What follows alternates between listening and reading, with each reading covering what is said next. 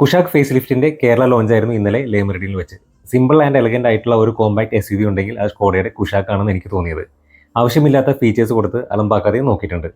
Sleek ആയിട്ടുള്ള connected DRLs, redesign bumper, grill, all LED lights ഒക്കെയാണ് മുന്നിലെ മാറ്റം കൊണ്ടുവന്നിരിക്കുന്നത്. പിന്നിലേക്ക് വരുമ്പോൾ കണക്റ്റഡ് ടെയിലാമ്പാണ്, അതിൽ തന്നെയാണ് സ്കോഡയുടെ ബാജിങ് വരുന്നത്. അതും ഇലിമിനേറ്റഡ് ടൈപ്പാണ് കൊടുത്തിരിക്കുന്നത്. ഒപ്പം തന്നെ ഒരു സീക്വൻഷ്യൽ ആയിട്ടുള്ള ബ്ലിങ്കേഴ്സും നൽകിയിട്ടുണ്ട്. എഞ്ചിന്റെ കാര്യത്തിൽ മാറ്റമില്ല, പക്ഷേ segment first 8 speed torque converter AT ആണ് ഈ തവണ 1 ലിറ്റർ TSI ഉള്ളത്. ഒപ്പം തന്നെ 6 സ്പീഡ് മാനുവലും അവൈലബിൾ ആക്കിയിട്ടുണ്ട്.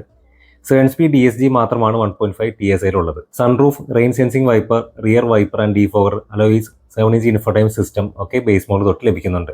ഫ്രണ്ട് 2 സീറ്റിലും 6 വേ അഡ്ജസ്റ്റബിൾ ആയിട്ടുള്ള ഇലക്ട്രിക്കലി അഡ്ജസ്റ്റബിൾ ആയിട്ടുള്ള സീറ്റ്സ് ആണ് വരുന്നത്. ഒപ്പം തന്നെ വെന്റിലേഷൻ ഫെസിലിറ്റി അവൈലബിൾ ആക്കിയിട്ടുണ്ട്.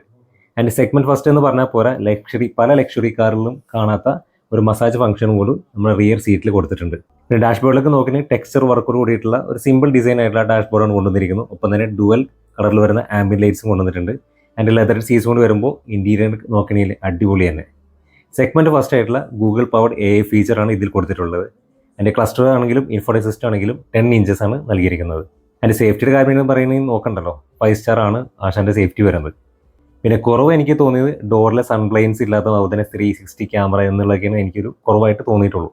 പിന്നെ വാറണ്ടിയുടെ കാര്യം നോക്കുകയാണെങ്കിൽ 4 വർഷമാണ് ഇപ്പോൾ സ്റ്റാൻഡേർഡ് ആയിട്ട് വാറണ്ടി വരുന്നത്.